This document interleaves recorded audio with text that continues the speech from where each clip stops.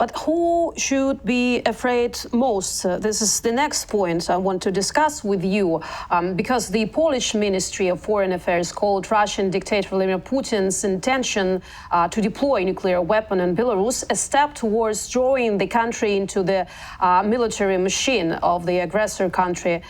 Polish Foreign Ministry spokesman Łukasz Jasina also emphasized that this Russian plan increases tensions. Vladimir Putin's decision to place tactical nuclear weapons and means of delivery in Belarus further increases the tension associated with Russian aggression against Ukraine. This is another step towards pulling Belarus into the cogs of the Russian military machine, Jasina wrote on his Twitter. The representative of the department also emphasized that Russia's actions confirm the legitimacy and importance of NATO's defense policy in which Poland participated.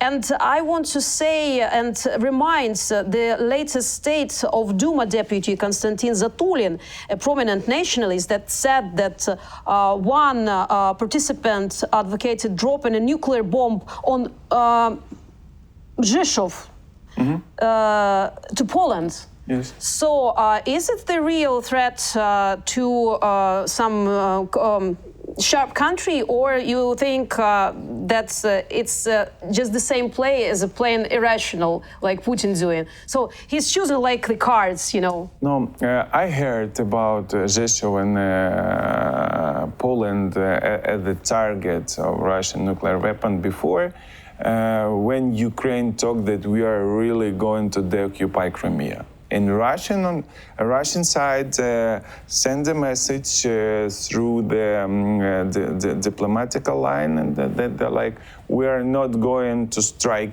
Ukraine, like Kiev, Donbass, and like Zaporizhia nuclear station, but we are going to strike on Poland or any other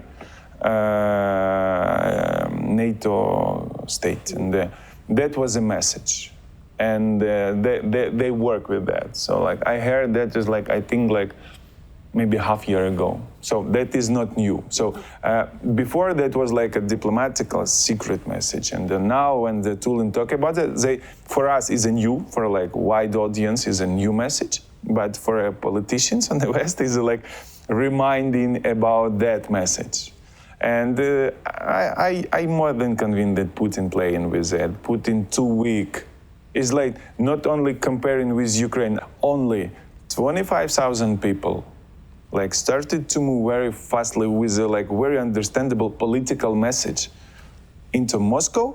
So when Moscow collapsed, Putin left Moscow on his private jet. Political elites that also CNN wrote like also left Moscow on their private jet. Simonian, she moved to Sochi, as I know.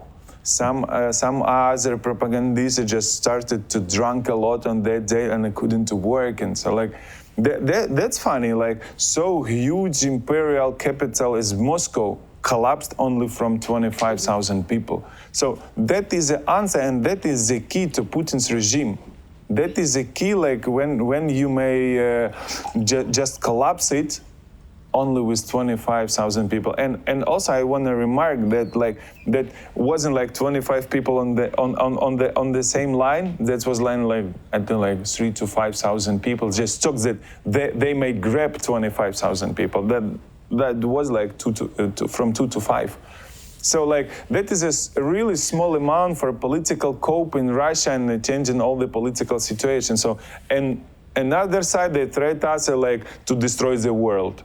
But we need only from 2 to 5,000 people in Moscow. So that is the answer, and how you can use that, and also like all that people, they had like Russian passports. So that is Mr. Tokayev, the head of Kazakhstan, said like, sorry, Mr. Putin, that is like your internal issue. Mm-hmm. So like that's not, don't call to Kazakhstan, China, any other country, Kyrgyzstan, Belarus, like that is your internal issue. So everything what like I loved like, and I loved is like 2 hours on Saturday when Putin appeared on his video, said like, I understand everything. You gave me scenario 1917. So like, oh my gosh. He's a great historian. Oh my child, you are so smart. Like, take a cake. Like that's funny. Like, okay, we are happy that you understand, but scenario is working, and nobody knows when they might repeat and from which side.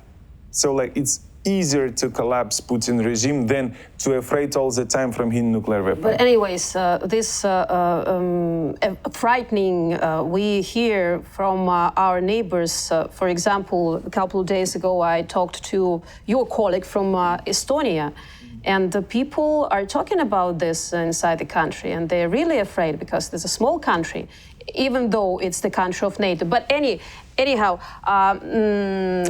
in this case, like, okay. But what is the difference among like small and a big country?